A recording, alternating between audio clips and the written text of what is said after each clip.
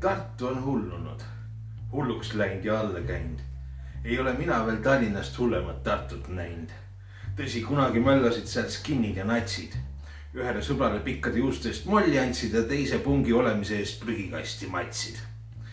Muidugi segased tartlased. Sõbra vanaemaga jõime Annelinna paneelikas kuuvalgel piiritust spraidiga ja kõneleme hommiku kiiteni kirjandusest. Ja siis ma adusin seda Tartu romantikat. Riia maanteel sama sõbra stuudiokorteris, kus 24H huugas gaasileeket suitsu leite ning hulle saalis sisse ja välja salvestati bluesi ja folki ja pornofilme. Ülakorrusel tantsis 200-kilone folklaul ja poole öö Berliini hüppetantse. See oli minu Tartu romantika. Muidugi peale Mati Miiliuse ja Mülleri sassi surma tuleks välja arvutada mitu protsenti oma hullusest Tartu täpselt kaotas. Aga pole nii hääd, nii segast pääst matemaatikut, kes seda suudaks. Pole sellist kõrgemat matemaatikat üldse veel leiutatud. Sellel hullusel puudub oma arvude keel. Jah, ei. Tartu pole hullunud. Ta on kogu aeg natuke hull olnud. Aga õnneks on Tartul ka oma hullumaja, oma sisepõlemismootor, millega hull olemist uuesti läita ja täita. Juhan Liivi moodi räusata, märatseda ja oma isamaalist rusikat käitada tohtrite kummergustel kolpadel. Sääl, kus Juhan Luiga ravis kunagi Eesti kultuuri, ravis vaid mõned aastakümned hiljem Vaino Vahingmäe loomerahva hulle ja hullukesi. Mõlemad olid spiilijad ja kiusajad. Luiga valetas Liivile, et kaotas ta luuletused ära ja ajas vaese Liivi nõnda täiesti marru.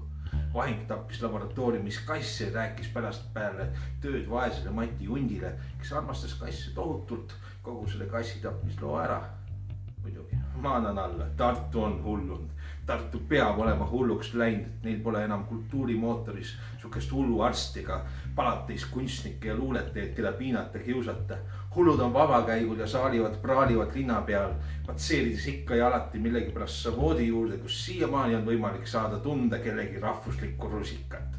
Aga see ei ole enam Juhan Liiv, vaid pigem üks neist, kes mu sõbrale molli andis ja teise prügikasti toppis.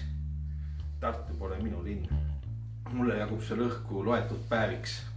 Tallinn on kogu aeg hull, nagu marutõbine orav kuradirattas.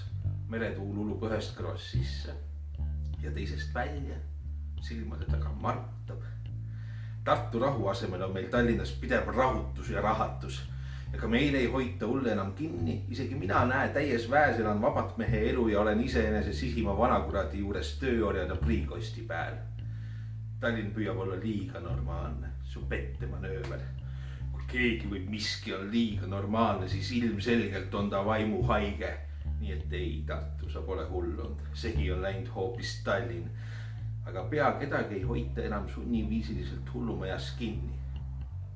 Eriti seda meest, kes arvab, et ta võib kõiki teisi hulle ravida.